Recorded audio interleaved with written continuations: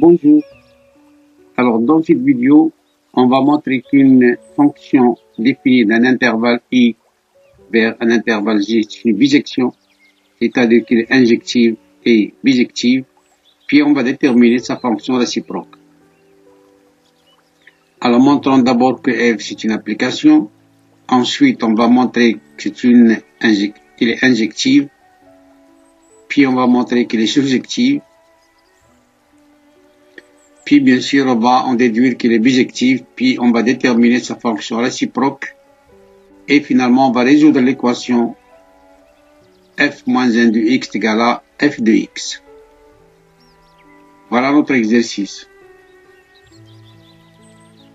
Alors, montrons que f est une application, c'est-à-dire qu'elle est définie de 1 quart vers plus l'infini, et que les images de cet intervalle, c'est l'intervalle moins 1 quart plus l'infini. Alors on a f de x est égal à x moins racine de x, qu'on peut écrire racine de x moins 1 demi au carré moins 1 quart. Donc si on développe ça, on va trouver que est égal à x moins racine de x. Et x appartient à l'intervalle 1 quart plus l'infini. Donc, racine de x appartient à l'intervalle 1 demi plus l'infini. Donc, racine de x moins 1 demi, bien sûr, positive. Donc, au carré, c'est positif. Et on va ajouter moins 1 quart, donc supérieur à moins 1 quart. Et ça, ce n'est autre que f de x. Donc, si x appartient à l'intervalle 1 quart plus l'infini, alors f de x appartient à l'intervalle moins 1 quart plus l'infini. Donc, f, c'est une application de i vers j. Voilà la première question. Maintenant, montrons que f est injective. C'est-à-dire, si on prend deux éléments x, y de l'intervalle 1 quart plus l'infini, tel que f de x est égal à f de y, alors il faut montrer que x est égal à y. Alors, f de x est égal à f de y, ça veut dire que racine de x moins 1 demi au carré moins 1 quart est égal à racine de y moins 1 demi au carré moins 1 quart. On simplifie par moins 1 quart, on fait la racine carrée, donc ça donne la valeur absolue de racine de x moins 1 demi est égal à valeur absolue de racine de y moins 1 demi. Et puisqu'on vient de le voir que racine de x est supérieure à 1 demi, aussi racine de y, tous les deux supérieurs à 1 demi, donc ceci est positif, là aussi c'est positif, donc on va enlever la valeur absolue, il reste racine de x moins 1 demi est égal à racine de y moins 1 demi, on va simplifier par moins 1 demi, ça reste racine de x est égal à racine de y, et puis on va élever au carré ce qui reste, x égale à y. Donc, f de x égale à f de y implique x égale à y, donc f est injective. Montrons maintenant que f est surjective, c'est-à-dire, quel que soit y appartenant à l'intervalle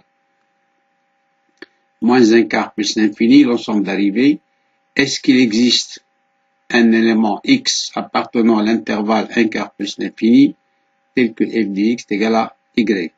C'est-à-dire, est-ce que l'équation f de x est égal à y admet au moins une solution. Alors, on a y est égal à f de x, équivalent, ça c'est f de x, c'est racine de x moins 1 demi au carré, moins 1 quart.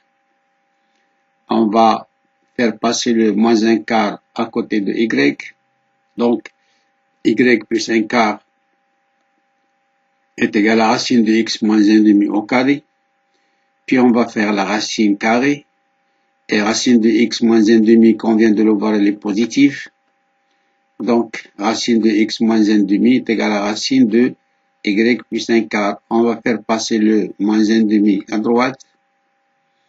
Donc, racine de x est égale à racine de y plus 1 quart plus 1/2.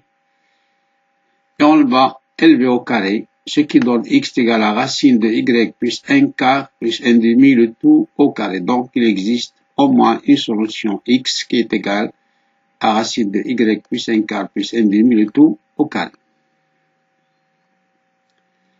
Alors d'abord, il faut s'assurer que x appartient à l'intervalle 1 quart plus l'infini. On a y appartient à l'intervalle moins 1 quart plus l'infini. Donc, y plus 1 quart, c'est positif. Donc, racine de y plus 1 quart, c'est positif. On va ajouter 1/2 à droite et à gauche.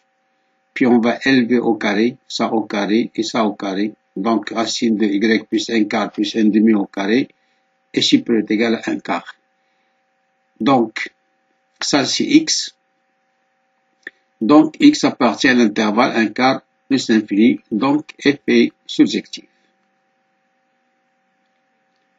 Donc, quel que soit y appartient à l'intervalle moins 1 quart plus l'infini, il existe au moins un élément x appartient à l'intervalle 1 quart plus l'infini, tel que f de x est égal à y. Et par suite, f est surjectif. On a, quatrièmement, f est injective et surjective de I vers J, donc f est bijective. Donc, il admet une fonction réciproque. Alors, sa fonction réciproque est définie de moins 1 quart plus l'infini vers 1 quart plus l'infini, tel que f moins 1 de x est égal à y. X appartient maintenant à l'intervalle moins 1 quart plus l'infini, et y appartient à l'intervalle 1 quart plus l'infini. Alors, f moins 1 de x est égal à y, équivalent à x est égal à f de y parce que f est bijective. X est égal à f de y. F de y, c'est racine de y moins 1/2 au carré moins 1 quart. Et on vient de le voir ici. On va résoudre l'équation. On va trouver que y ici est égal à racine de x plus 1 quart plus 1/2 au carré. C'est la même méthode qu'on vient de démontrer lorsque f est surjective. Donc, f moins 1 de x, c'est racine de x plus 1 quart plus 1/2, le tout au carré. Alors, cinquièmement, on va résoudre l'équation f de x est égal à f moins 1 de x. Alors, d'abord, pour résoudre cette équation-là, il faut que x, là, appartient à i et à j. Et l'intersection des intervalles 1 quart plus l'infini et moins 1 quart plus l'infini, c'est 1 quart plus l'infini qui est égal à i. Donc, quel que soit x appartenant à i, on a f de x est égal à f moins 1 de x.